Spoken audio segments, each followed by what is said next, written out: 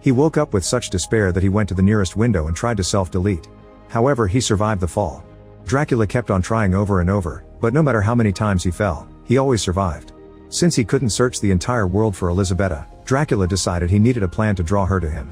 For over a century, he developed a fragrance using the most beautiful and magical flowers from the most famous gardens. Eventually he tested the perfume in Italy, where the women immediately started to follow him around. The fragrance was so powerful that Dracula could go to parties and make everyone dance in perfect synchronization under his control. One day in Versailles, Dracula thought he had finally found Elisabetta, but the woman he approached wasn't his wife. The mistake made him cry and realize that he's been jumping from party to party filled with alcohol and debauchery, but not actual love. He decided to stop searching and make others do it for him. In the middle of the party, Dracula started to bite all the women in the room to make them vampires, including Maria. Afterward, Dracula returned to Elisabetta's grave and opened it. He punched the coffin to break it and discovered that only Elisabetta's ashes were left. The sight made him have a breakdown, and he decided to never leave the castle again. The gargoyles would bring him riches and act as his servants while his vampires would continue the search.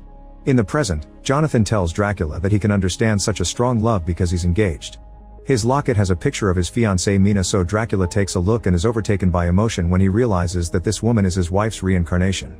Dracula then decides to let Jonathan live to thank him for reuniting him with his love. He calls all his gargoyles and tells them to bring him lots of blood because he needs to be beautiful before meeting with Elisabetta. In Paris, the priest shows Dumont the portrait he found, saying they need to locate a woman who looks like that to capture Dracula. The priest reads a passage from a book that explains God can refuse to give death in cases of blasphemy. However, God can also forgive the offender in the case of true repentance, which would lift the curse. This means that